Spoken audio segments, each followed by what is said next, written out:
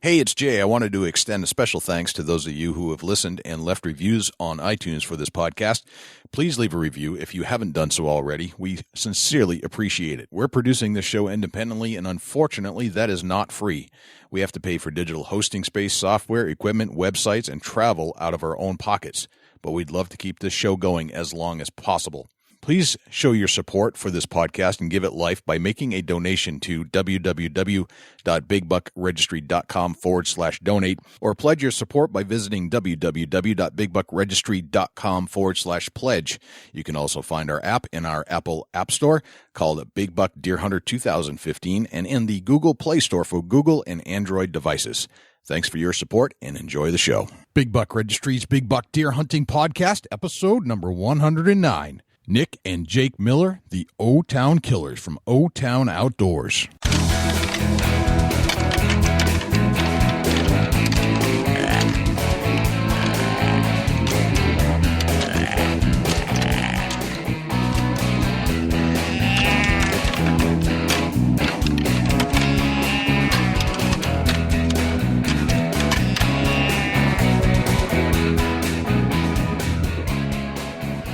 Big Buck Registry is a virtual museum of hunting stories. We preserve a piece of Americana by interviewing and recording hunters about their hunts and experiences from across the country. And who knows, maybe we'll learn a thing or two along the way that'll help us take our hunt to the next level. Hello, my name is Merrill Sport. I'm president of the Hunt Channel, and you're about to listen to my favorite podcast, Big Buck Registry's Deer Hunting Podcast. This is Gordon Whittington, Editor-in-Chief at North American Whitetail Magazine, and you're about to listen to another great episode of the Big Buck Registry Deer Hunting Podcast. Hey, this is Dean Capilano from Swarovski Optic and host of Swarovski Optic Quest. You're about to listen to another great episode of the Big Buck Registry Deer Hunting Podcast. Welcome to another episode of the Big Buck Registry's Big Buck Deer Hunting Podcast. What's happened? Psyched to be here on the mic and talking deer hunting again with my good friend, with you, Dusty Phillips. What's happened, Dusty? Shh. What? You hear that? What? It's almost deer 30. Deer 30. It's almost deer 30, man. I'm pretending like we're headed in the woods right now. It's starting to feel that way, although it's like wicked humid, but I've seen a little spike in activity in our podcast, which means that people are now probably starting to think more about deer hunting now because they know it's just around the corner. Dude, if I don't get some tree stand therapy real soon, I'm going to have to take some medicine or something. Completely agree. I guarantee it. I got to do something, man. So, Dusty, I was on the Big Buck Registry Facebook page today, and I got a message from Waylon Langford. It says, "Hey, Jay and Dusty, I'm in need of a name. I know how you and Dusty like to name deer, so is there any way you would come up with a name for my buck here? I'm just stuck, and I can't come up with one." And he sent this video. So I'm going to send this video to you. Okay. And I want you to take a look at it. And Absolutely. Then next week, we'll name that buck. I'm all in for that. For Waylon Langford. Absolutely. Waylon, if you're listening, we're going to review the video, and then we're going to leave it up to the deer naming master, Dusty Phillips, and we're going to come up with a name for you. Now, I guarantee it's going to come to Dusty like that. Just a snap of the fingers. Absolutely. Did you tell him about our $59.99 deer naming special this month? Are we charging for it now? Is that what we're doing? Gotcha. That's funny. I also got an email from Dennis Betancourt, and he says, "Hello, Jay and Dusty. I'd like to start off by thanking you guys for what you do. I enjoy the podcast and listen to it all the time at work and on the road. It really breaks up my drives. I'm contacting you because I recently listened to an old episode about shed hunting and thought to myself, you guys need to talk to Jim Coster of Temple, New Hampshire.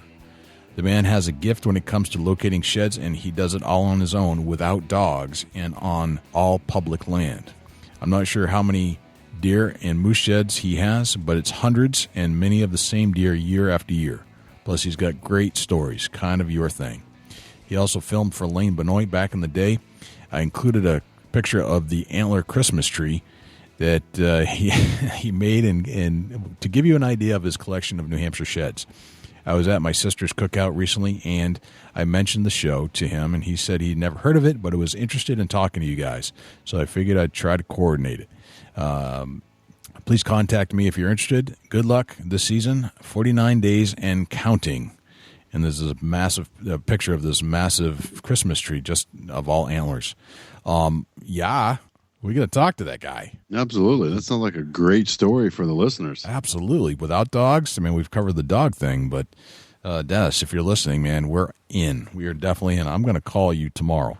So let's get this done. Yeah, I think this would be tremendous. Absolutely. You know, somebody that, has been in contact with Lane Benoit and a great shed hunter. That just sounds like a great combination, Jay. Sounds like a very energetic individual. So speaking of energetic individuals, Dusty, we have a very special guest, a longtime supporter of the Big Buck Registry. And when I say long time, since our inception, and they were a couple of guys that have reached out to me way back. And way back is, I mean, we're only a couple of years old, let's face it, but they've been supporters almost since day one. A couple of fellows from OTown Outdoors down in your neck of the woods in Ohio, Jake and Nick Miller.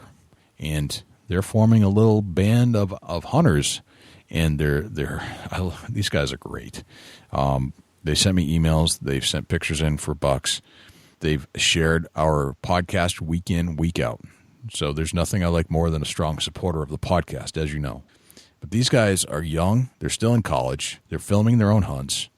You met them when you went down to hang out with Mike and Red down in Cabela's recently. Yeah, absolutely. They came down. Tell us about that experience. Yeah, two great young men right there. They got their head on right, and you can see that the love for the outdoors and the love for hunting and the passion that they got for what they're doing, and that all combined together is pretty deadly, Jay. It is, and you said that they were very fit individuals, like they're world-class athletes. Yeah, absolutely. You know, one's a wrestler and one's a track. One does track, and you can definitely tell the whole family. Even their dad, Steve, was he was in great shape, and he was. They were super nice and made for a great trip to Columbus, Ohio, Cabela's. Mm-hmm. And thanks for making that journey. It was great meeting you guys for sure. I've enjoyed talking to Nick and Jake, and they just are the kind of guys that I love seeing get into the industry, and I think they've got a very bright future. They're taking classes from Tom Petrie, who used to work for Campbell Cameras, learning how to do the right shots, and they're taking it dead seriously, and they're talented. They kind of remind me, and I mentioned this, I think, during the interview, the guys from Tag and Brag, the Giarizzos, except they're younger, and they've got a plan, and they're motivated. I love that. So get ready to listen to these guys talk, because I guarantee you will be pumped up by the end of the show. Absolutely. Yep. So without further ado, let's get the Millers on the air. Let's do it, Jay.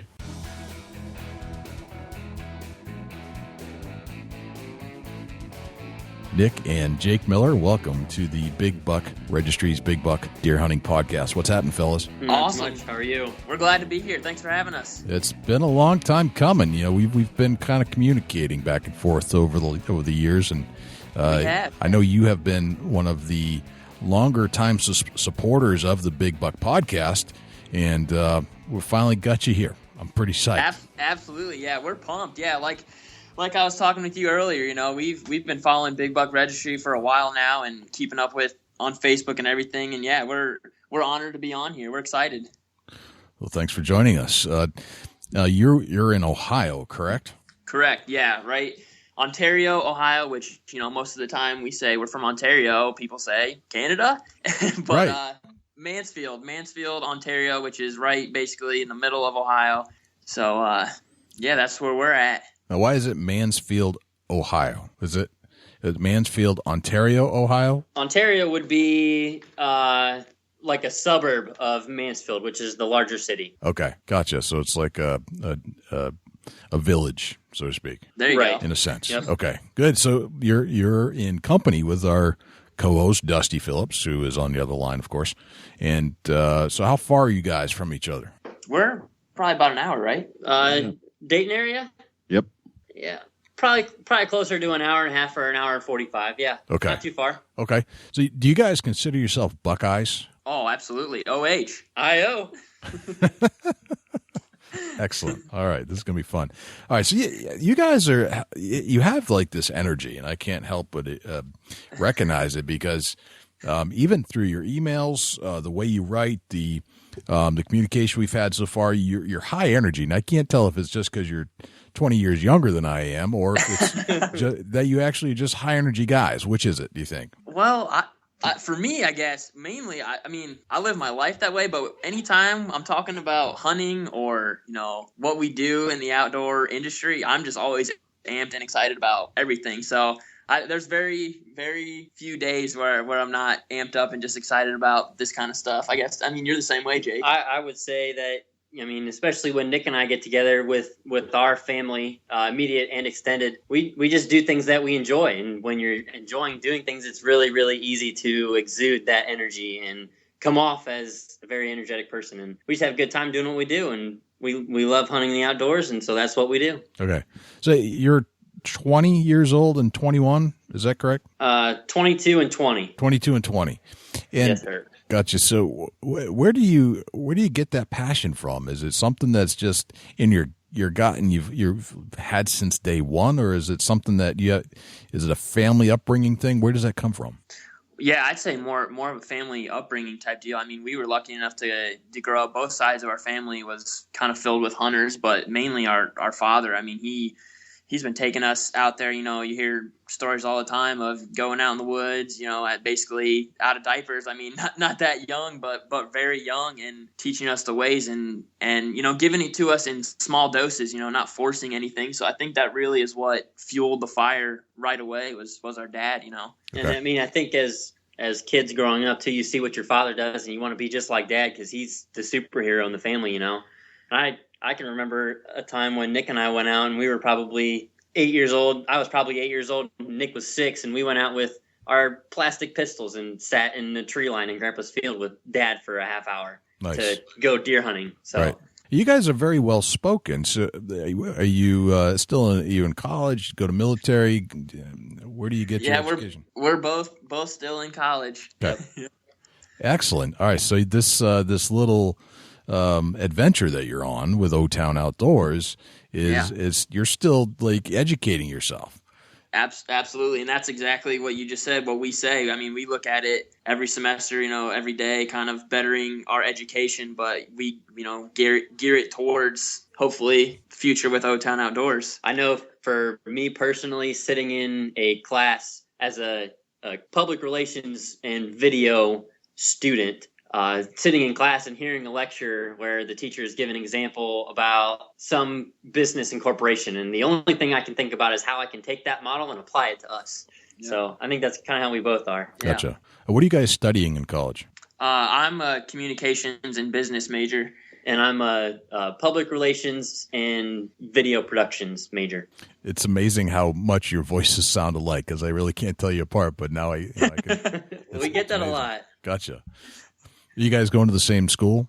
We do not. We actually are pretty much on opposite sides of the state, which makes getting together and filming hunts very difficult sometimes. I go to the University of Mount Union in Alliance, Ohio. And this is Jake talking, I go to the University of Findlay. So Nick's on the east side of the state and I'm on the west. Gotcha. So obviously we're recording this during the summertime and you're off from college. And so how do you spend your time during the summer? I know you talked to me the other day and you were taking a class. Right. Yeah. I just got back from Illinois. Actually, I was out at Campbell Cameras. They had a 4-day field production class. But other than that, we both work. Obviously, gotta pay for college somehow. Absolutely. But all of our spare time, a good chunk of it is always devoted to whether that's capturing B-roll for our hunting episodes. Getting in contact, networking with people in the industry, things like that. That's how our summer is spent. I mean, but there's also the downtime, spent with family on vacations, which we enjoy too. Sure. Yeah, you got to work and play kind of go hand in hand. Gotcha. Listen to you guys using the word B-roll and stuff. That's like we're in the know. You're in. You are in. So Nick Milla, the OTown Killa. Where did that come from, gents? Oh man, well it's so funny that you bring this up because obviously OTown Outdoors, that came from somewhere, but the name all started everything. And what happened was in high school, Jake and I both were 3-sport athletes, and just out of nowhere, one of our teammates on the wrestling team just came up to me and was like, Nick Milla, the OTown Killa. And I was like, what?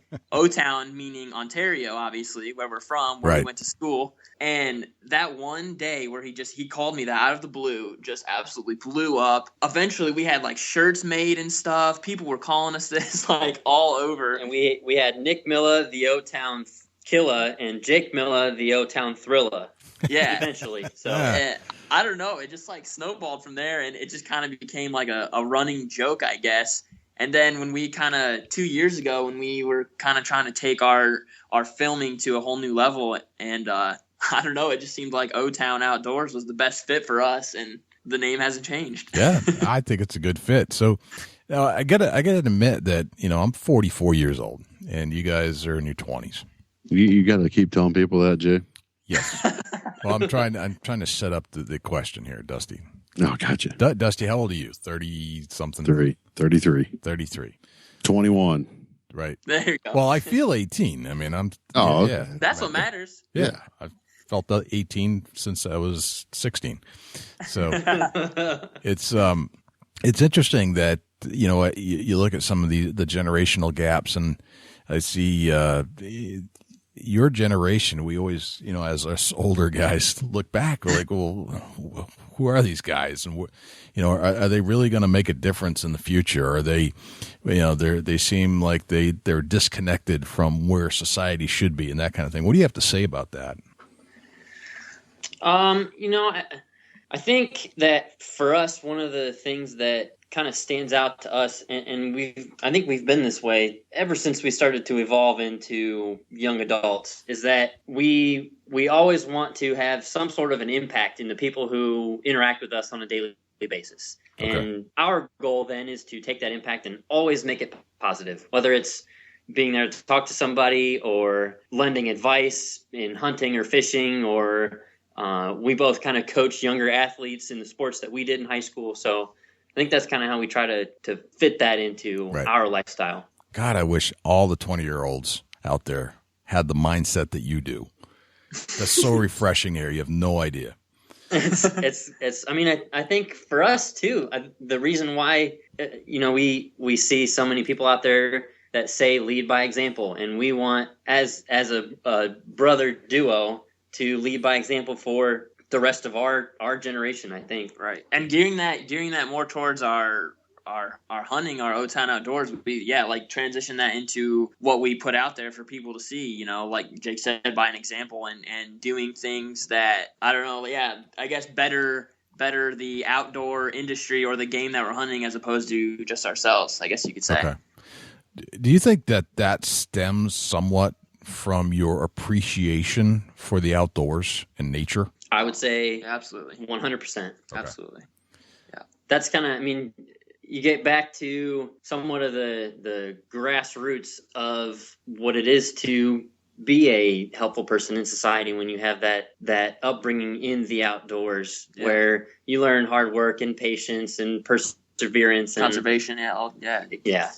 All around. That's no, that makes me feel good, guys. I just have to admit that.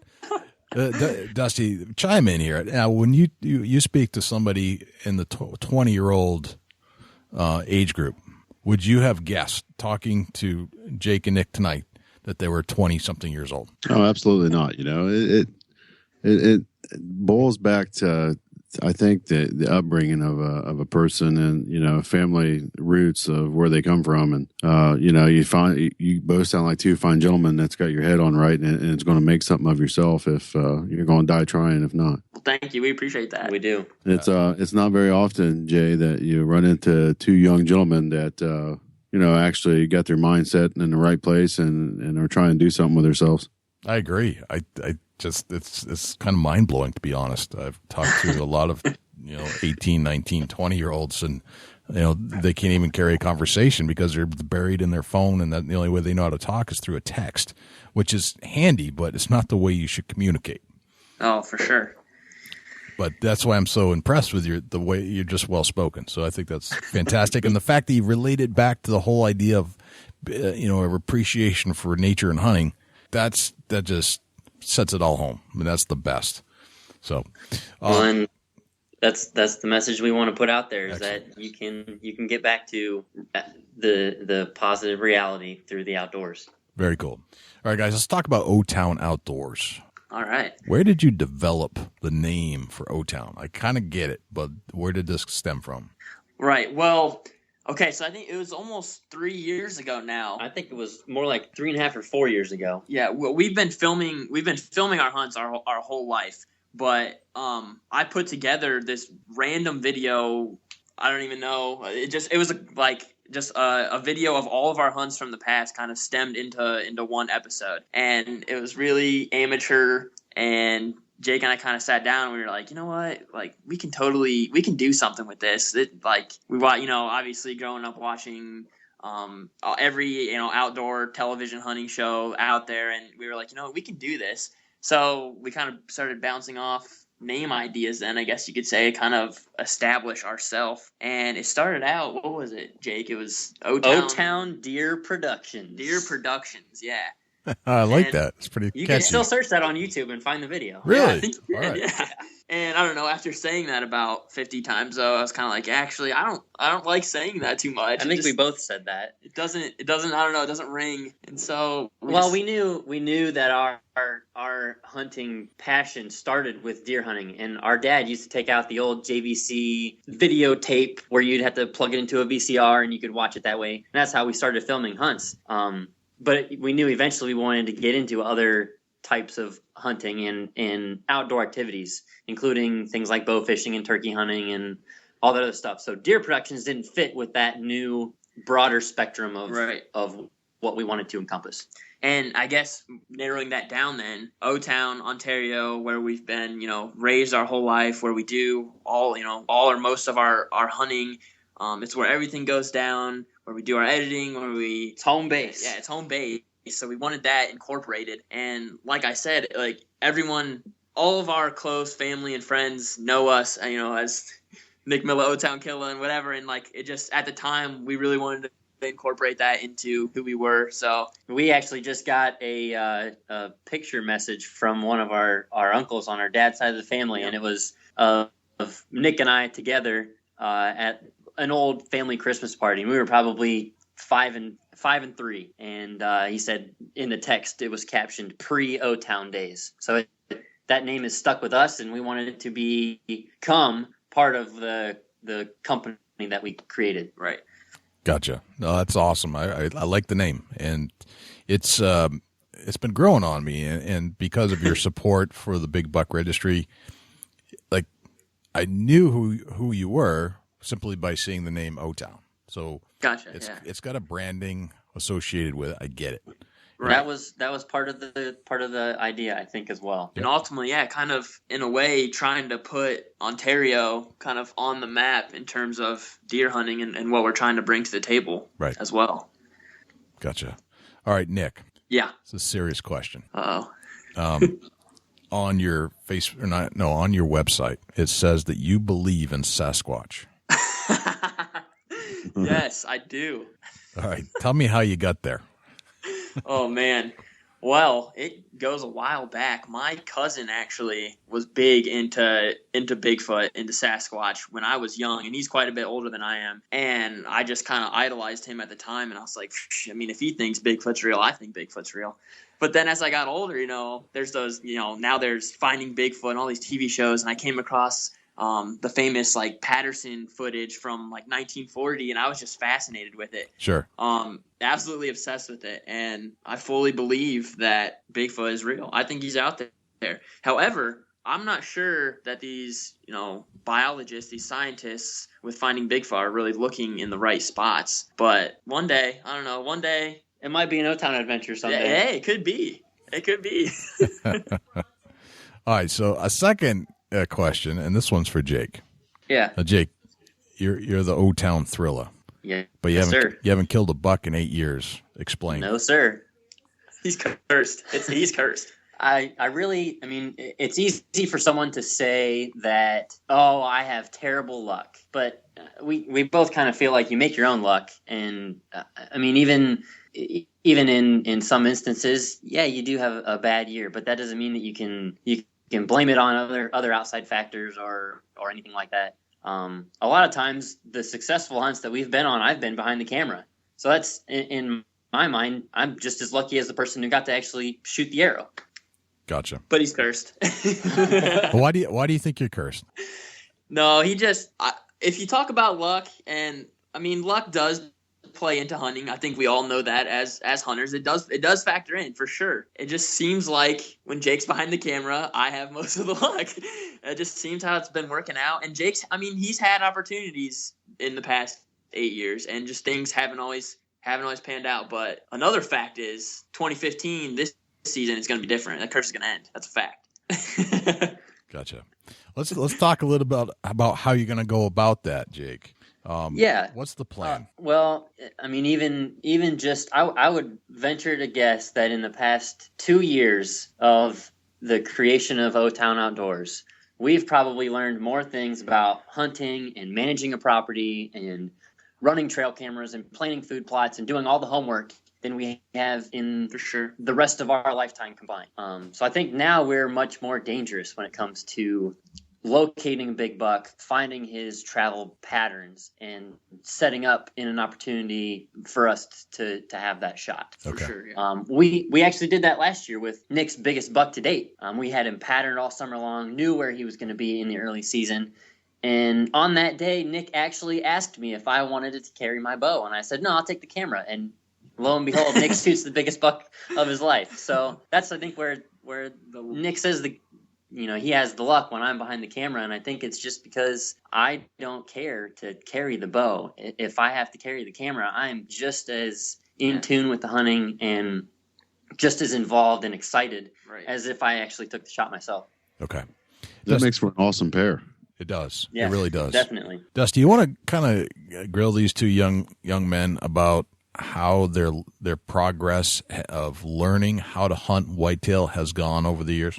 Yeah, I do. I want to bring it back to like when you guys first started. Tell me a little bit about like your first hunts out where you actually harvest your first whitetail.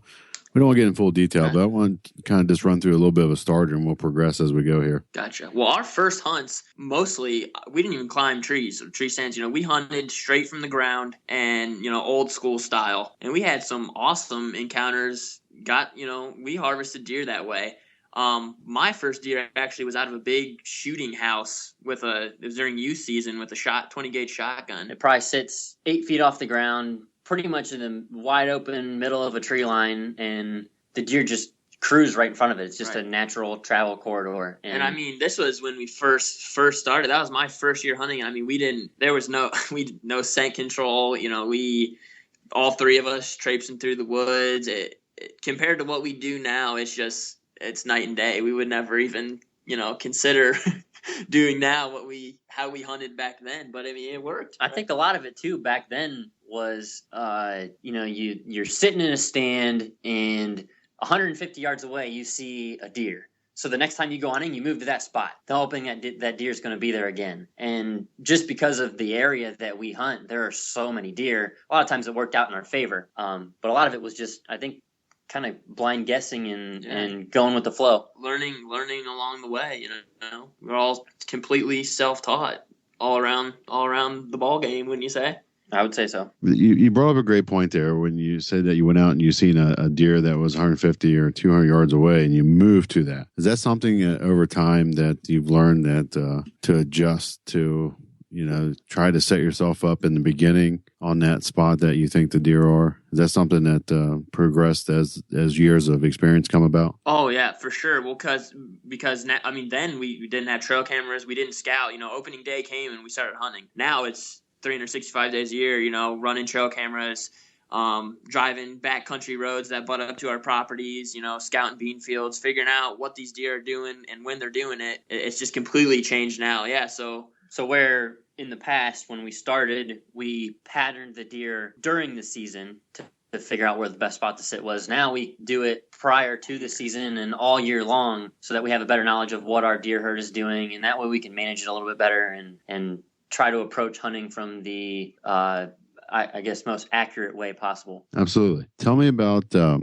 what methods do you use to capture your deer movement and your activity throughout the summer months? Well, we run our covert scouting cameras religiously. Never had a problem with them. And, we set up mineral sites, obviously, just to increase the overall health and antler growth of our herd. And that obviously helps getting deer activity and kind of locating what bucks are in your area, obviously.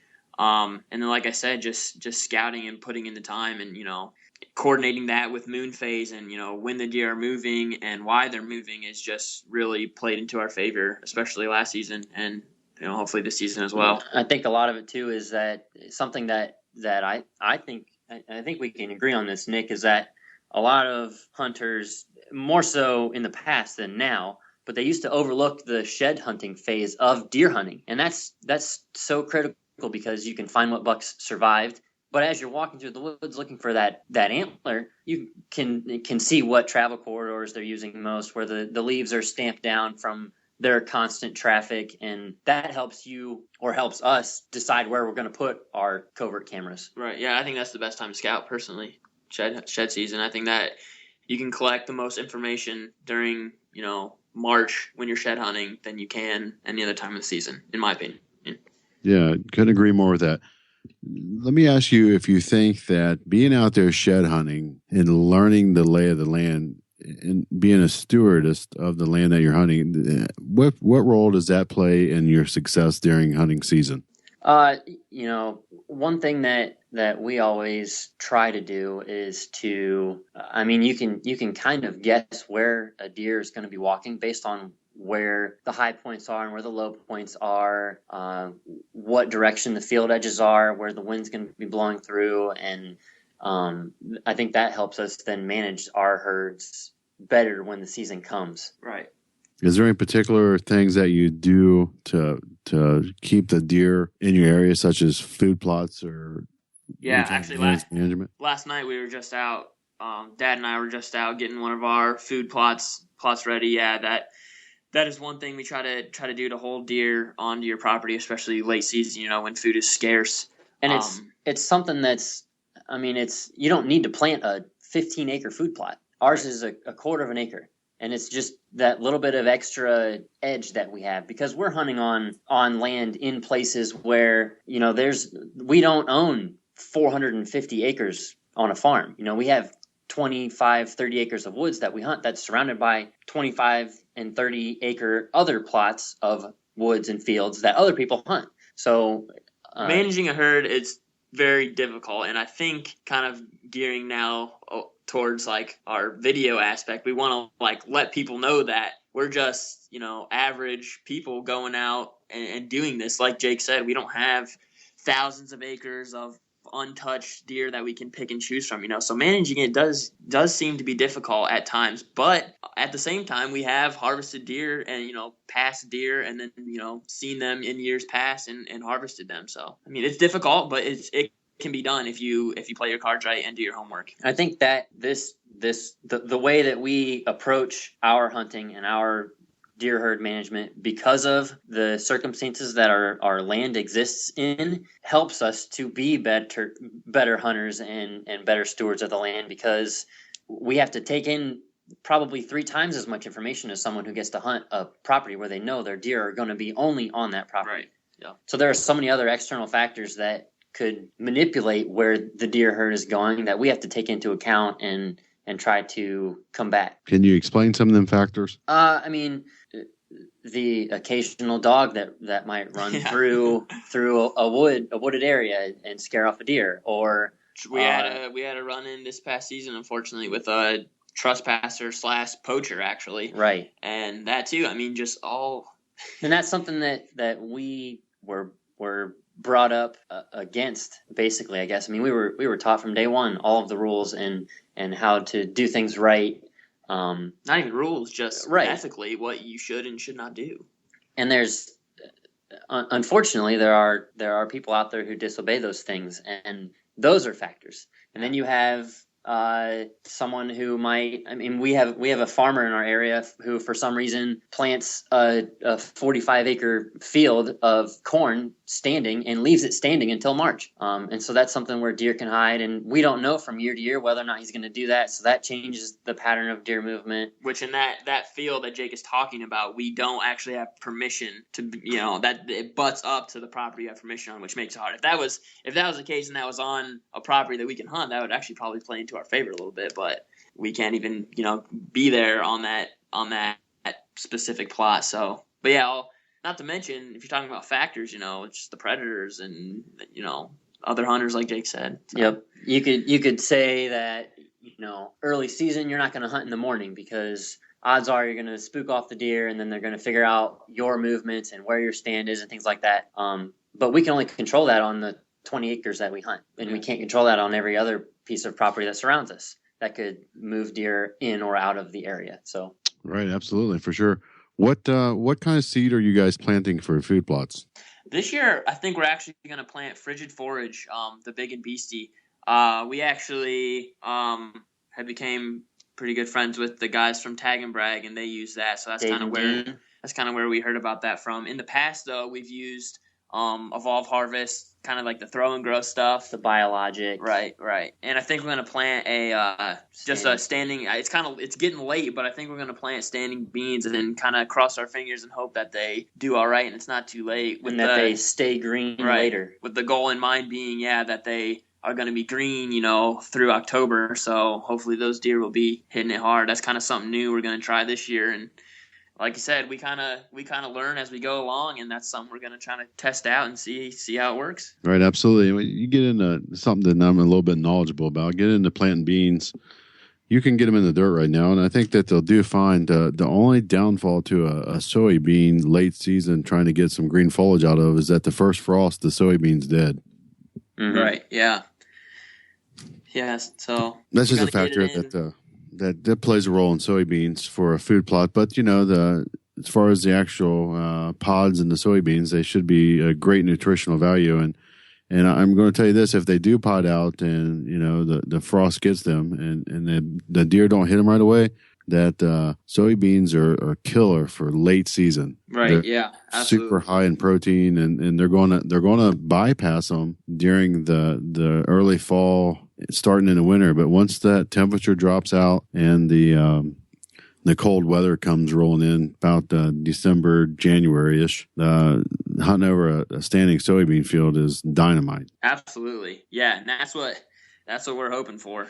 Now look at this. We're constantly trying to learn things, and what just happened right there? We learned something new. So that's something we strive to do every single day. Yep. Yeah, absolutely. It's just it's something that all hunters, not just you guys, but all hunters and all of our listeners should take in everything that's fresh and new to them and learn from it. That's why we come up with this podcast, and Jay and myself thoroughly enjoy hearing other techniques of hunting, and we're able to pull information from hunters from all over the United States and some from across the seas, and this makes it for a great experience. Oh, absolutely. You can never learn it all. That's what we say. All right, absolutely. What kind of mineral are you putting out through the summer months here? Bone Hog Minerals, actually. They're we hooked up with them, and they've become one of our sponsors over the year. They're out of Michigan. Yeah, and we've been using that. We actually got some more in the mail today, but they seem to love it. They hammer it. So we've experimented with it. Sometimes we make our mineral site just straight on the ground, kind of rake it over. But I actually prefer to put it on like a rotten log and one of our bone hog mineral sites actually that we established last year. I haven't even refreshed it this season, but they're still hammering it. So it's a powdered mineral, so it's not a block where they have to come and lick it. Right. So the first rain that hits, all that powder is going to be absorbed into that rotten log or rotten stump or whatever, and turn what would be basically just fiber into something that's of nutritional value. Right, absolutely. Definitely has increased our trail camera pictures for sure. So the activity over the mineral station is increased quite a bit then. Quite a bit, yeah, absolutely. And that's in a powder form. Yeah. Okay. Yeah. Excellent. What kind of tree stand setups are you guys using? Hang-ons, strictly hang-ons. Any particular brand? We try to use the muddy tree stands as much as possible, but over the years we've used the big game tree stands. We actually that company just bought out Muddy. Lone Wolf. We've had Lone Wolf. We've Summit. I mean, we really tried them all. A lot of times, if there was especially when we were back in middle school and high school, if there was a sale on tree stands at the local Dick's Sporting Goods, we would go and buy 3 of them. Yeah. Can never have too many stands. Right. And I think we only ever set stands that have 2 stands in them. Right. Well, you kind of asked this earlier. We never step foot into the woods anymore without a camera, actually multiple cameras. So all of our stand setups are 2 stands. And we're both right-handed shooters. All of us in our family are right-handed shooters. So we try to put the cameraman stand above and to the right of the hunter stand, just enough so you can kind of step on the hunter's seat and step right into the stand. And that allows us to get the best footage, we believe. So that's how our stand is up in the tree. And then obviously we have multiple cameras up there. So it gets kind of rough up there. We got a lot of equipment up in our setups. But It's definitely it was chaotic at first, but Right. Now I think Nick and I especially have chemistry built up to where we just know each other's job, whether we're the hunter or the cameraman in the stand. Right. And it's kind of become like brushing your teeth in the morning and just kind of do it. How long did it take before that pattern actually set in where you guys are super comfortable with yourselves? Well, I'll tell you right now, it took me longer. Jake can just do things. I am a slow learner, I'll be honest with you. So I remember the first time last season was really the first season where we went in, all the way. And we had like 4 or 5 different camera angles every time we went hunting. And I remember clear as day the first time we went up there. I was like, oh my gosh, in the dark. It was opening morning, I think. Yeah, it was. In the dark, and I was like, I don't know how I'm going to be able to do this. I think setting up, it took me like 45 minutes, maybe longer. The sun was definitely coming up by the time we were actually set and ready to go. But now, like Jake said, just kind of second nature. Boom. So over a year, you progressed to where you're comfortable with setting up everything in the dark and getting everything ready in the tree stand. Yeah, and I think the key here is that now, regardless of who is carrying the bow and who is carrying the camera, we both trust that each other. We trust each other to do their job and get it set and ready to go, so that we can actually sit in for the long haul and hunt together. How long did it take that trust to bond? I think that's where we arrived last year. So roughly a year to get the chemistry down to that level. Yeah, that's great that you're talking about that, because one of our great listeners could be thinking about partner up with somebody this year, and and you guys explaining that pretty much gives me as somebody that's going to go out and hunt with camera and a bow and 2 hunters, one filming obviously and one with a bow obviously. Give yourself a year's time. So is that pretty good to say a year would do it for? I would definitely say a season. Season. One deer season, you'll be I would also recommend that you put your patient hat on and not get frustrated or flustered if things don't go right, because odds are that for that first season there will be times like that. You're gonna double punch the record button. You're gonna miss a shot that you wanted to get on film and you didn't get it. That's gonna happen for sure, and it's still gonna happen in the future. But right. the first season going in like that, you're gonna have some letdowns for sure. I think I would liken it to the learning curve in a new sport for a young kid. That first year, they're kind of tentative and they don't know all the basics and they don't have the skill set. But by the second year, they're starting to get the hang of it. And I think that's that's kind of where we are right now. All right, absolutely. That's perfect. I'm glad you shared that, and I know there'll be listeners that really will appreciate that information coming into a new year with maybe a brother or cousin or a friend that's a good hunting buddy that's going to be in the stand with them. Vice versa, they're going to hunt and film each other, and be patient and take your time with it and have fun. That's the whole main thing, is having fun with it. For sure. Jay, you want to get into a little bit about a hunt, Jay? We sure do. Nick, let's go deer hunting. All right. I want you to take us on your most memorable deer hunt of all time, and start with where the location, where's the setting, and then let's get into that 48 hours prep time up to the kill shot. Where are we going? Okay. All right. Perfect. This is actually easy for me. We're going to be in OTown in Ontario, actually on the property right behind our house. We do not own it, but we have permission from the landowner, and our stand is actually like 70, 80 yards from our house. But I'm actually going to take you back 3 years, because this hunt involves a buck that we had watched on our covert cameras for 3 seasons prior to. He's just a real wide, clean 8-point. We estimated him to be about a 3-year-old the first time we had pictures of him. Hunted him that year, never saw him on the hoof. Sure enough, as soon as the season ended, showed back up on camera. Was there all summer again next season. Didn't see him again all season. Neighbor had trail cam pictures of him after the season, so I knew he made it. And then last year, that summer, we started using the Bone Hog minerals. And I mean, when I say he was there every single night, he was there every single night in daylight. And I told Jake, I said, we're gonna kill this deer this year for sure. It's gonna happen. And he actually hung out in his bachelor group with a bigger buck.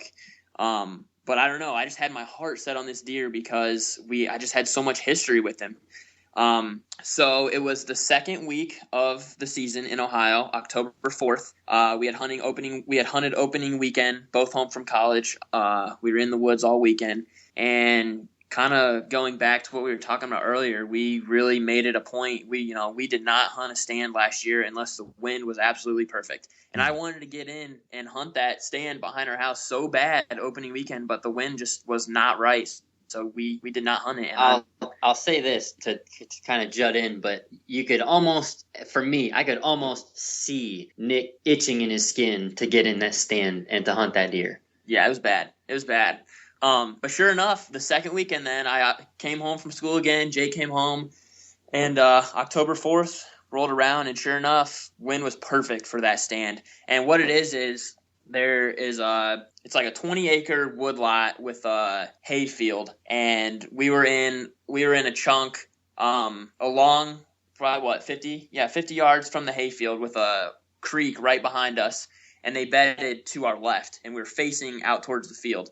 And we knew that they bedded to our left, and obviously the covert cameras had him coming from that way, so we knew that's where they spent most of their time, and they were kind of still on their early season patterns.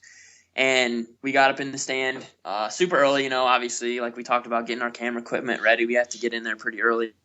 I think it was like 3:30. Early season, I think it was 3:30 or 4 o'clock, yeah. Yeah, 3:30. And we were literally in the stand for 15 minutes. Jake is looking through the viewfinder on our camera. He was, messing with the focus, getting everything set.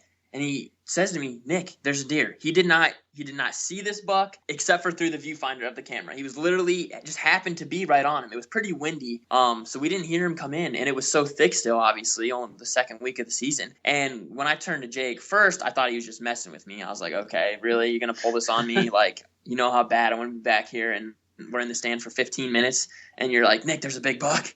And sure enough, I whipped my head around, and it was him. I literally could not believe it. And if you watch the video, you hear me say, I was like, "Oh my gosh, it's him. Like, it's him." And sure enough, he came right in, gave me a 18-yard shot, quartering to me. I mean, it all happened like that. As soon as we saw him, it was a minute before he gave me a shot, wouldn't you say? 2 minutes maybe? I think by the time that I realized I was actually seeing antlers in the viewfinder, it was probably a minute and a half to 2 minutes by the time Nick let the arrow fly. Right. And what also made it so cool, for me is that I was obsessed with how many trail cam photos I had of this deer. I was literally obsessed. I would just like sit up at school in class and just look through these trail camera pictures. Nick would email me trail cam pictures that we had already gone through together to reiterate how much he wanted to. What was so cool is right before I shot, he was standing right in front of my trail camera, and I got like 3 pictures of him right before I shot him, which I thought was just awesome.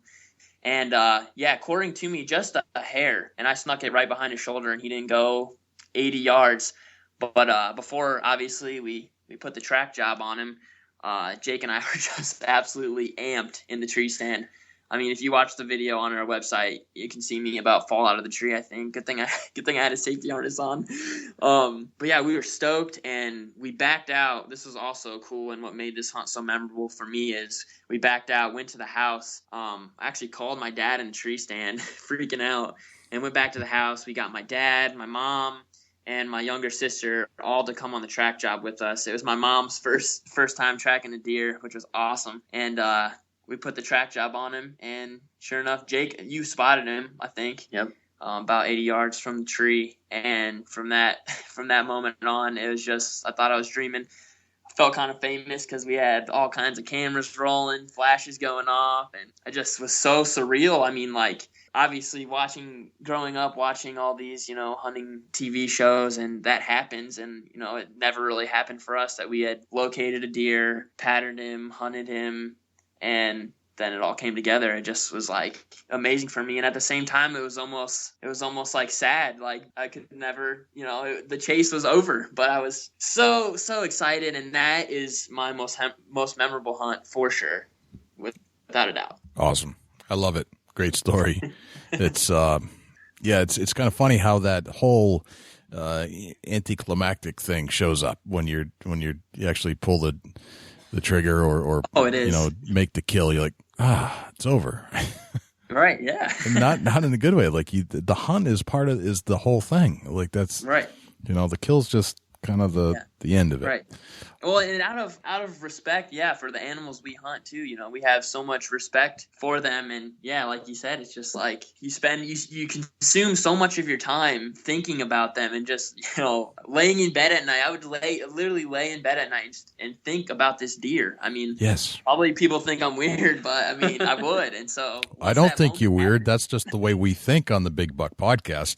Right? Exactly. Yes. How many hours? That's something that like I don't go to bed and count sheep. I count antlers. Yes. Yeah. I sit there and strategize on how I'm going to get to that buck that track I picked up 2 days ago. Right. How am I going to get to that buck where he is today? How am I going to make sure he doesn't win me? How am I going to?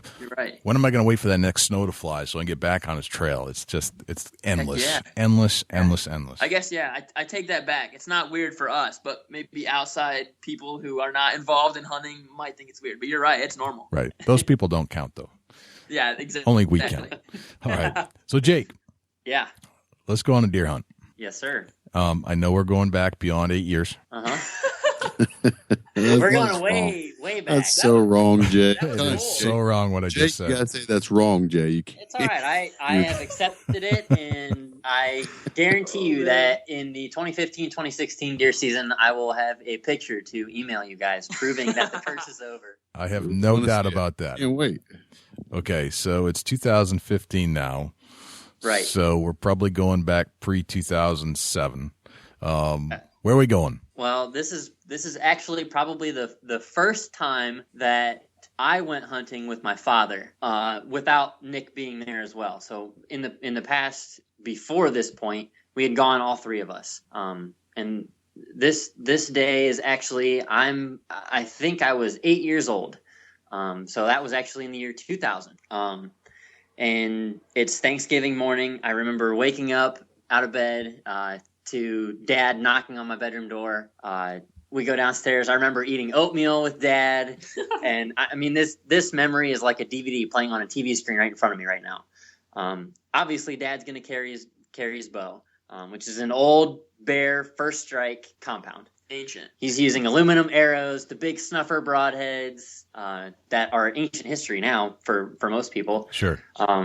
And we make the drive to our hunting property, knowing that we couldn't really sit all that long because we had to hightail it over to Grandma's house for lunch on Thanksgiving Day. But my dad and I were out there. We were the only group on this property in a double set. My Uncle Mike is hunting just north of us a bit.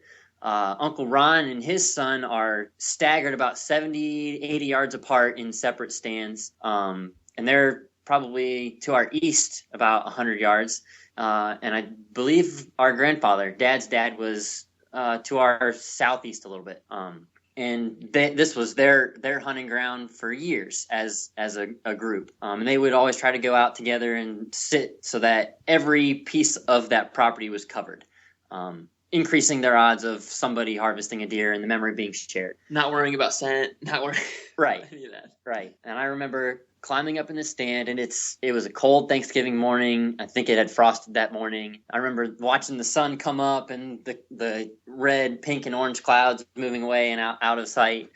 And it's Thanksgiving, so this is the tail end of the best part of the rut. And I remember looking off in the distance, and it's probably 8 o'clock now, looking and seeing 3 does walk on the horizon. They're moving probably right towards my Uncle Ron's stand. And Dad gets out the old JVC video camera that records to tape and starts recording. And at this point, Dad looks at me and is confused because on the viewfinder of this video camera is a message that says in big, bold, white letters, Happy Thanksgiving. And he's trying to fumble with it, trying to figure out how to get those words to disappear off the screen. Right. Well, I'm watching these deer, and the next thing I know, Dad says, there's a buck behind those does. He's chasing them. And they slowly meander towards my Uncle Ron's stand. And Dad says, listen up, you're going to get to hear Uncle Ron's arrow hit this deer. And my ears perked, and I remember my heart pounding on my chest. And it was 20 degrees that morning, but I felt like it was 80 because of how excited and amped up I was. And Dad's recording the whole time. Pretty soon, for whatever reason, those 3 does turned, and instead of going towards Uncle Ron, they came on a beeline right to the base of our tree. And the buck's going to follow him. So Dad, on one of the old pegs that we used to screw into the tree and climb into our stand, hangs the JVC camera up, gets his bow and gets ready for the shot, because we know now that this buck is going to walk right towards us. And the does pass underneath us at probably less than 20 yards. And we're, 20, 25 feet in the air. And as the buck gets closer, you can just see mass. It was palmated, had a huge drop tine on its right side that came down and seemed to wrap around underneath its jaw. The deer was probably, up until maybe the last couple years, the biggest deer that I had seen on the hoof. Gotcha. And I just remember Dad saying, be quiet, be still, just watch this, I'm going to get a shot. And, I'm trying to sit still, but I guarantee you that I was bouncing at least 3 feet off the seat of my tree stand because of how excited I was. And sure enough, that buck walked right in the same line that those does did. Dad drew back, shot, that deer took off and ran, bounding through the woods. The does took off in the opposite direction. And I remember looking at Dad and saying, nice shot, celebrating, high-fiving. We were too far apart in the set to give each other hugs, but I know I wanted to. And I remember specifically telling him, based on the old Monster Bucks videos that we used to watch, that, you know what, Dad, now all we have to do is wait 30 minutes before we go and start tracking him. And Dad said, no, that deer's already dead. It was the perfect shot. And so we sat for probably 10 minutes talking about the whole thing, and Dad reached over to pick up the JVC camera, and it was still recording. It was recording the whole time, so we got all of that audio documented. None of the video, of course, because I didn't know how to use the camera at the time, but we got down and followed the blood trail right to the base of Uncle Ron's tree stand. Uncle Ron tells us he saw that deer run past covered in blood and didn't shoot because he knew someone else had shot it. So he joined the track, and we walked further and followed it to the base of my cousin Ronnie's tree stand, who was Uncle Ron's son. The same person who inspired Nick's Bigfoot dreams. Right. But the story goes that ended up all of us getting together and tracking this deer for half a mile or more, finding huge pools of blood, consistent blood, for about 450 to 500 yards of this track job. And it ended up fizzling out. And we went back and dumbfounded, put the videotape in to see what we got. And you can hear the shot, and you can hear me say, Dad, now all we have to do is wait 30 minutes. And the sad part is that we never recovered that deer. But I learned so much from it, because those monster buck videos were right. Waiting 30 minutes minimum for whatever deer you shoot just ensures that you're going to be far more successful in recovering a deer. And it was heartbreaking for me and for Dad at the time, but we learned so much from it. And then that's why I think it stuck with me so much. That's awesome. It's just a phenomenal story to tell. And yeah, the old JVC recorders. Wow. Yeah. Which we still have, by the way. We still have it. That's excellent. Crazy. You should shoot some new footage on the old camera. See how it looks. It's a little grainy. I bet. Let's talk a little bit about the rest of your pro staff. Who's Rachel Miller? That is our younger sister, who is just incredible at everything she does. She has killed the biggest buck between us, 165-inch stud. She slays turkeys in the spring. She's awesome. She's a heck of an athlete. She's a wonderful musician. She actually composed a song that we've used in several of our videos. She played on the piano and we put some accompaniment to it. She's a great artist, has a great vision, very well spoken, very smart, and just an all-around great individual. She's a sophomore in high school. But most importantly, she's a good shot. And she's a good hunter. She's 3 for 3 on bucks. That's important. She's a saxophonist too, according to your bio here. Is that she is? Yeah, that's good. See, I'm an old saxophonist from way back too, so I appreciate that. Yeah, nice. Yep. I think that all started because I played the saxophone when I was in school in the band, and she kind of molded herself towards that. I think partly because we already owned the instrument, but because it caught her attention too. Nice. All right, Brett Newsling. Tell us about Brett. Brett Knightsling is how you pronounce his name. Yeah, the spelling always trips people up. He is my best friend, and we've interacted with each other since I can remember pretty much. We were in 4-H together. We were always in class together in high school. We both ran track.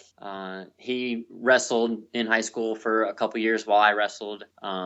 And we always it seemed like in school, we were the kids who wanted to do the farm work, who wanted to get out and go fishing, who wanted to get out and play paintball and do the outdoorsy stuff. And that's kind of how our clique developed. And he and I were the closest of that group. Gotcha. All right. And Corey Moyer. Yeah. And that's my best bud for a while now. And same thing with Jake and Brett. We just have hung out and both enjoy hunting so much. And he actually does a great job self-filming for us, because most of the time Jake and I are out hunting together. And, every once in a while we hop in a tree with Corey, but he does a lot of self-filming and does a great job. He has, I think, multiple hunts on film for us. So, yeah, that's Corey. And he actually also is a guide out west with Trophy Plus Outfitters. So he gets some pretty cool footage out there too. Excellent. All right, so fast forward 20 years, guys. What's life look like? Well, Jake texted me about a year ago and said, Nick, I don't know if you remember this. He said, Nick, like, what are we gonna do with this, down the road? Where do you see yourself?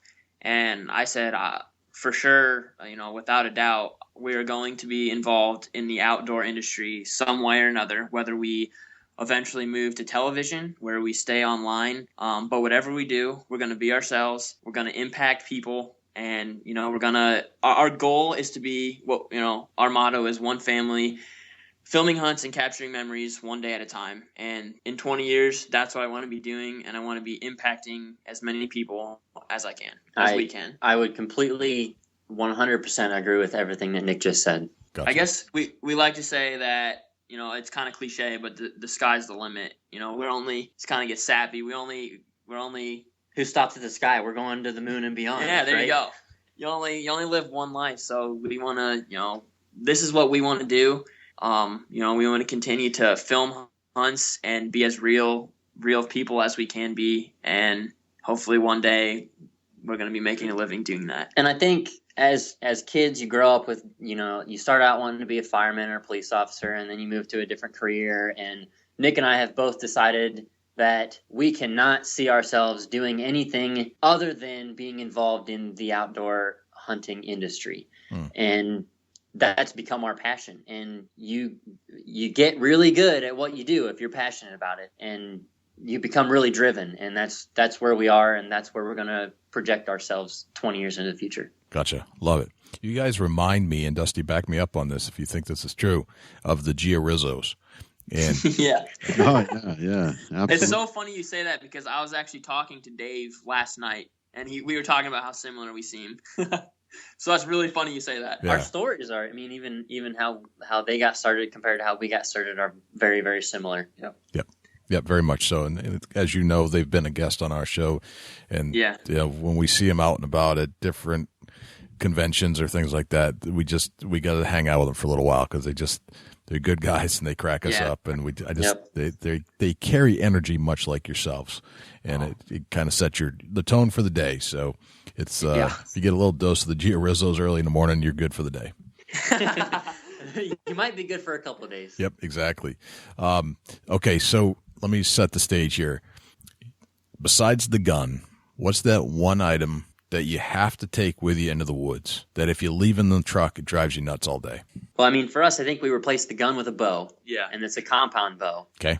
Even during gun season, we hunt with a bow mostly. And I don't know if I can speak for Nick on this, but for myself, if I forget something in the truck and it drives me nuts, it's a camera. Whether it's a small GoPro or a little action camera or the big video camera. That's the other thing that I want to take with me in the woods to accompany my bow at all times. For me, it's hand warmers, dude. Hand warmers. All right. Excellent. All right. No, I agree with Jake. If we for whatever reason have an SD card that's filled, or forget. I mean, I don't think we really forget a camera very often, but I mean, it's all about. Don't have a camera charged, maybe. That will drive me nuts all day. Good one. No, I can see that. All right. Yeah. What's a recommended book that you would recommend to other hunters to read? I just finished reading, actually. It's called Hunting Mature Whitetails the Lukowski Way. I'm sure everyone, Lee and Tiffany, everyone knows them. I learned a lot from it. Obviously, they are, hunting in a hunting situation that we necessarily aren't in, but they still have a lot of awesome tips. Talked a lot about like food plots and patterning deer. But what I liked about it so much is it talked about, where they were 20 years ago and how they started. He was working as like an engineer. It just seemed like fitting because, you got to start somewhere. And that's why I liked it so much, because look where they are now. I mean, it's unreal. And it just kind of is encouraging to know that people like that were just normal people like us as well. I think it also is something that, Nick talked about their hunting style and their hunting situation is different from someone like us because they have access to a lot of land and can manage several properties and do that for a living, where we're in college trying to get an education and trying to work to pay for school and trying to fit hunting and filming hunts and editing videos all into that mix. But the tips that they have in their book, we can take them and be the creative person and modify them to fit our style of hunting. And I think that's kind of where you learn more, is when you can take someone's advice and adhere it to yourself and your own situation. Right. Sure. Yep. Okay. And how about your number one hunting tip of all time? Nick, go. Number one hunting tip, do your homework for sure. That is for sure my number one hunting tip. The amount of deer we've had, mature deer that we've had encounters with, and even harvested, has increased drastically just because of, like I said, doing your homework, trail cameras, patterning your deer, hunting, only hunting a stand when the wind's right for that stand. Even going back to Jake's story, not tracking, even if you made a perfect shot, do not track that deer 30, 40 minutes. And, so doing your homework, number one tip for sure. Okay. You can't just go out opening day and hunt and expect the unexpected to happen, I guess. Okay. You gotta put time in. Jake, is that yours as well? No, I would say that mine is practice does make for near perfect. You got to shoot your bow. If you're taking a camera, you got to practice setting it up. I mean, we hung a wooden tree stand that I built in our backyard in a tree that's not huntable. And we practiced setting up the tree arm and setting up all the other angles and the communication. We practiced packaging all our stuff up so we know we have everything that we need, whether it's arrows, release, that kind of stuff. We practice how we're going to load all that stuff into the truck, the route we're going to take to drive there, how we're going to walk into the woods. We rehearse how we're going to set up cameras, how we're going to set stands, what stand goes in the tree first. And we think about all that stuff and go through it in our heads and practice it so that when it comes to actually executing it, it's as perfect as it can be. And I want to add on that. One tip for anyone trying to start filming their hunts, don't be afraid and don't hesitate to press the record button, because it's never the same if you have to go back and get that shot later. So if you say, we'll get that shot later, whether it's B-roll of something up in the tree, whether it's after you harvested your deer, take that shot now. Take the time to do it, because you'll be thankful for it later when you're editing and stuff. Okay, excellent, good tip. Okay, so between Jake, Nick, and Rachel, who's the best hunter? You put us on the spot. That's a loaded, like a slug loaded question. If you said best looking, that's easy. But best hunter, if we're talking, I've killed the most bucks. Okay. Rachel has never missed and or not recovered a deer. Got the highest percentage, all right. So is it me, Jake? I want to hear you say it. Highest percentage, I think, is Rachel. Okay. Most probably clean successes and most memorable successes goes to Nick. But I would also admit that those come at my hand because I was behind the camera to document it and have proof of it. That's true. So I guess we're the same. Okay. We'll give it to Rachel. Rachel gets it. It wouldn't be the same if I would almost say that Nick and I are one hunter in two different bodies. Okay. Because of how we act in the woods. And if I were to ask Rachel the same question, what would she say? Absolutely, she would say her, for sure. Okay, good. Excellent. And she wouldn't hesitate either. Perfect. Guys, tell us who your sponsors are. So we definitely want to thank Covert Scouting Cameras for the cameras that they make and all the information that we get from them. KS Game Call supplies game calls that we use regularly. All Blade Archery, they make the broadheads that we use. Wolf Premium Oils, we use that to clean our guns. And they actually have bowstring oils now too. Bloodsport arrows, which is part of Muddy Outdoors and the Big Game Tree Stand Network.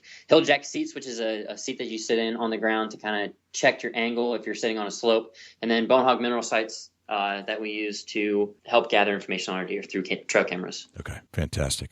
All right, so when you guys aren't in the woods and you're not on the mic with us, where can we find you? Well, I'll be on a wrestling mat anywhere across the country competing, and up until this year, Jake would be running on a track meet somewhere across the country. And if we wanted to find you online, if we wanted to reach out, if I'm a listener, how do I find you? You can definitely search OTown Outdoors on Instagram, Facebook, and Twitter, or you can go to otownoutdoors.com. Okay, awesome, guys. I got to tell you, it's been unbelievable talking to you guys and how well you tell stories, how well spoken you are. The energy level is high, and I love that. Gets us old guys out of our seat, you know what I mean? And just I love what you guys are doing, and I think you have a very, very bright future ahead of you. Thank you. We appreciate it very much. Yes. Dusty, what do you think? Yeah, absolutely. You guys are headed in the right direction, and man, the passion and love for what you're doing, I can definitely see it in both of you.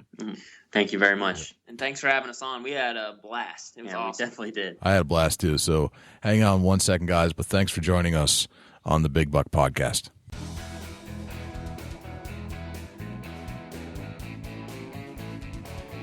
Nothing like listening to a couple of young guys with just the world ahead of them speak and get you pumped up about your own life. Just hang out with these guys. You can feel the energy. Absolutely. You know, it's one of them things where I see a lot of young men like, Nick and Jake there, that their head's not on their shoulders right. They're thinking way different than they should be. And their maturity level's way, way lower than the Miller brothers. These guys got it going on. You know, I've been very fortunate to be able to connect with them on a personal level, meet up with them and spend a few hours with them. and they got a father that showed them the right things. He showed them right from wrong, and they're trying to do all the right things and actually go through and build the bridge, and pour the footers and foundation and lay a deck across the river and be able to travel that. And they're doing great things for themselves. Love it. They're just amazing individuals. And, we get a lot of requests to be on the show. And these guys were probably some of the most persistent, and I didn't really know who they were initially. But when you're that persistent, and then when you talk to these guys, you're like, man, I wish I had done this a while ago. And I apologize to Nick and Jake for not having you on sooner, because it would have been a great show then, just as it was a great show now. But, man, you guys are the best, and thanks for all your support for the Big Buck Podcast. You have our back, and we've got yours, so thanks for being on the show. So, Dusty, do you have a Chubby Tines tip of the week this week? Well, yeah, absolutely. Jay, it's one of the things where it's taken me back to a kid, and it's something that I'll never forget, and something that we as hunters and veteran hunters and even new hunters coming up can think about this in the future. But, anytime you can take the opportunity to talk to an individual about hunting in general, whitetail hunting in particular, stop and take a few minutes and actually pass along that tradition. It's something that if we don't pass it along, we don't keep it rolling, it's something that possibly could go away. Video games and computers and cable TV has drawn the young kids away from the outdoors. Right. But that's something as us veteran hunters and guys that's been going to the woods for a very long time can actually make an impact in that by taking that few minutes when somebody asks a question about hunting or the outdoors in general to pass along a little information. You don't got to get them your exact location where your tree stand's at, but maybe give them a few hints and tips to be successful in the whitetail woods or out in the outdoors. Right. Well, part of that, he said, don't give them your tree stand location. Part of that education and learning is about where you should place your tree stand, not going where somebody else has already figured it out. Yeah, and what I meant by that, when I said that, Jay, is not give them everything. Exactly. There's some stuff that you got to learn on your own, because you could tell somebody something and it won't sink in until you actually experience it for yourself. Yeah, absolutely. And that's something that we need to work on and do more of. Right. Talking to people. Right. Get yourself out there and make yourself available. If you're a veteran hunter or somebody that's been very successful in the whitetail woods, make yourself available to talk to people about that. Yep. Completely agree. Open up a little bit. Yep. So, Dusty, we got a honorable mention on a blog post from Mark Kenyon at Wired to Hunt, who's a fellow podcaster and a great writer and blogger, outdoor writer. And he ranked us in the top 12 outdoor podcasts that you can listen to on iTunes. That's very cool. Very honored to be in the top 12. And I think that we'll stay there for a long time, Jay. We work really hard, and we try to take our skills to the next level as far as the outdoor podcast industry. I agree. And, speaking of other great outdoor podcasts, we are on the Outdoor Podcast channel, where you can join our friends Carrie Z, Mike Adams from Up North Journal. You can join Andy Galliano from the Turkey Hunter Podcast, Bow Hunting Freedom with Phil Havens, or Take Aim Outdoors Podcast with Brendan Hammonds, and our good fellow New Hampshireites, the Fish Nerds, Clay Groves and Dave Kellum. So there's another place where you can go, Outdoor Podcast channel. We're actually starting to add more podcasts to the channel. So if you like listening to outdoor podcasts, that's the place to hang out, because there's a lot of them and they're coming daily. And we're on that show. Dusty, we're approaching 200,000 downloads all time for the Big Buck Podcast. I suspect we'll be there in the next day and a half. And we're cruising right along. We've been getting some really good downloads this week, and I can't thank you enough for listening to the show. If you're listening right now, just keep giving us reviews. Turn your other hunting friends onto the show. You can find us on iTunes and any of the Android apps on your phone. That's probably the most downloaded place. So if you want to listen to the show, your phones there, it's available right there on your smartphones. So, Dusty, where can we find you when you're not here talking to me? Facebook.com/Chubby Tines Outdoors, Facebook.com/Chubby Gobbler. And you can also send me an email at dusty@bigbuckregistry.com. Jay, where can the folks find you at when you're not on the mic here? It's Big Buck Registry and Deer Hunting Podcast. Sure. Well, first, I'd like to invite you, if you are a fan of this show, and if you would like to help donate to the cause, you can do a couple things. You can donate by going to bigbuckregistry.com/donate. Helps us pay the bills. We definitely have, we have hosting costs and travel time and time put into different websites and keeping this hosting going for the show itself. Or you can go to bigbuckregistry.com/pledge and pledge your support on a show type basis, like $1, $2, $5, whatever you feel like is good. If you have a product that you would like to get highlighted on this show, we are looking for sponsors, and that's bigbuckregistry.com/sponsor. And you can read all about our downloads and our audience and what you can expect to find here and price points, although everything is negotiable. If you would like to submit a buck to the Big Buck Registry Facebook page, where we have surpassed 160,000 followers and would like to be famous for a day, go to bigbuckregistry.com/mybuck. If you'd like to check out our Facebook page, it's bigbuckregistry.com/Facebook. We're also on Twitter, bigbuckregistry.com/Twitter, or give us a call at 724-613-2825. And as always, you can email Dusty at dusty@bigbuckregistry.com or me, Jay at bigbuckregistry.com. And I think that's all the places we're hanging out when we're not here talking to each other. Big buck everywhere. Big buck. Very nice. Love it, man. Big bucks. Yep. Guys, stay pumped up, stay amped up, stay jacked up, fired up. Whitetail season is not very far away. Yes, very soon we'll be out of this heat and humidity, and it'll be a little cooler. And guess what happens then?